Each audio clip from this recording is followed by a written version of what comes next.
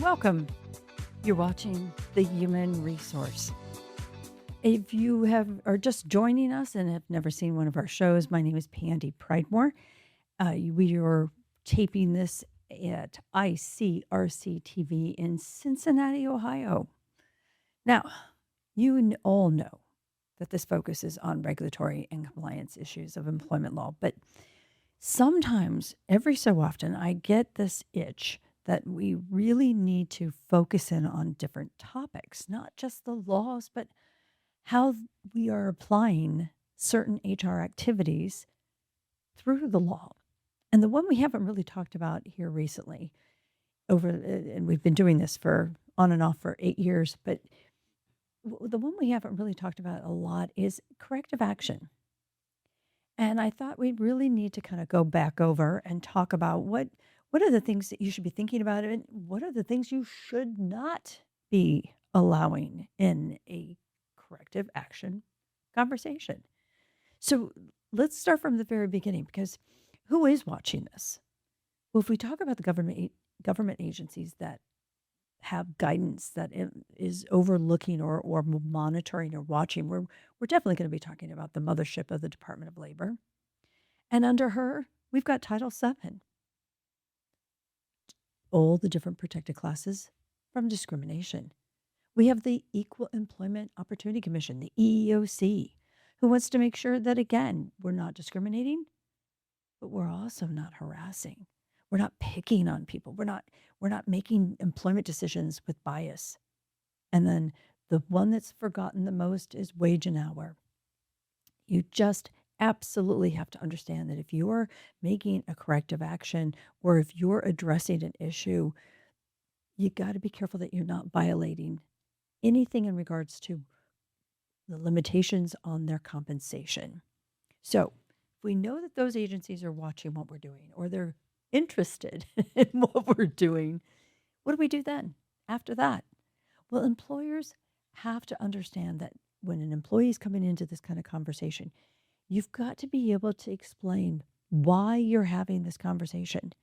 And I'm not talking about, well, I'm just upset with you, or I've been telling you not to do that a million times. You've got to be able to give them specifics. Explain to them why you're having this conversation with me. Why is the company requiring that we have this conversation? What details am I going to bring? What specific infraction occurred? Why is it important? What impact did it have on the company? What impact did it have on the team or our clients? And how does it affect the employee? Is this an infraction that could jeopardize their position, their employment, a promotion, anything having to do with a raise of any kind, a bonus? This is all important stuff. And many times we jump into conversations that have a tendency to be considered negative, and we don't consider how to start with the why. Again, if you've been watching the show or listening, you will know that I love Simon Semenek's book, Start with the Why. And what better conversation than a discipline or a corrective action? And then you've got to understand, if you have a policy, provide it. If you have an issue with their attendance, bring those attendance records forward. Have the evidence to prove that what you're talking about is substantial enough that you need to put them on a corrective action. You can't just use hearsay. You can't just say, well, I think. You have to add credibility behind it.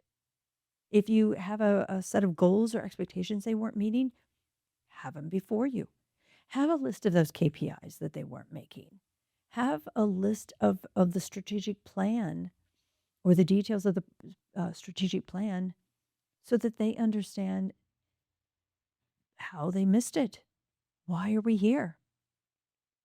One of the things that we've talked about quite a few times on the show is consequences. Are you walking into that meeting with a list of the consequences? Because you weren't doing this, this is what happened.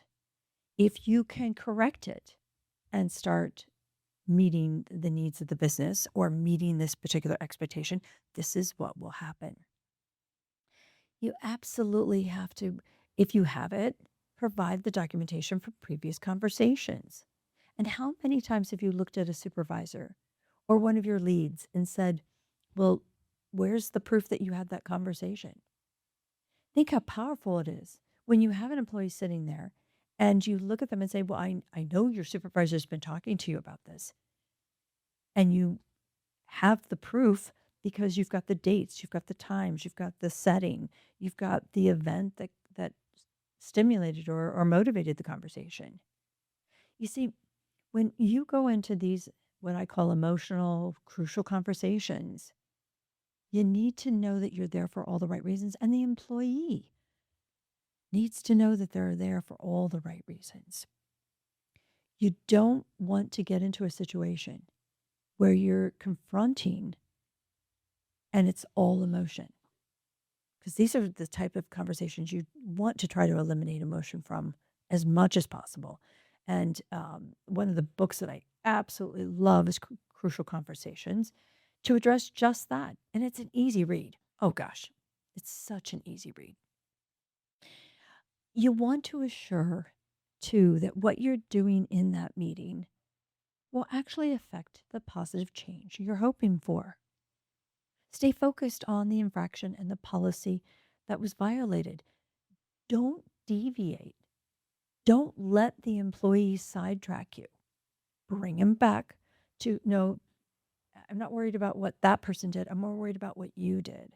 And I want to know that you're understanding why we're here because you got yourself here, not someone else. How about staying current? Don't let them bring up old issues. You don't bring up old issues unless it's the documentation by which you have built the story of this to leading to this meeting.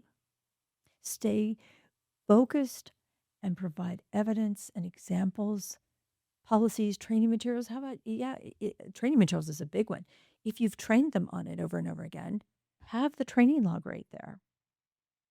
Help me understand why you're still unable to meet the expectations or meet this training, the standards for the production, because I've trained you on this.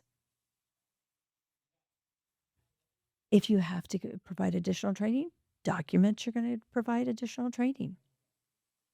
If you keep them focused and you keep the conversation calm and unemotional, you stay focused on the needs of the business, this conversation is going to go a whole lot smoother. Don't make promises. Don't make any assurances you're not going to keep. Don't make it personal. We've talked about that. You've heard me say that. When you walk into these conversations, it's not you against them. It's the company needs you, or the company established these expectations. The clients have been assured or promised. You impact the whole team. The team needs you too. Don't let it be I.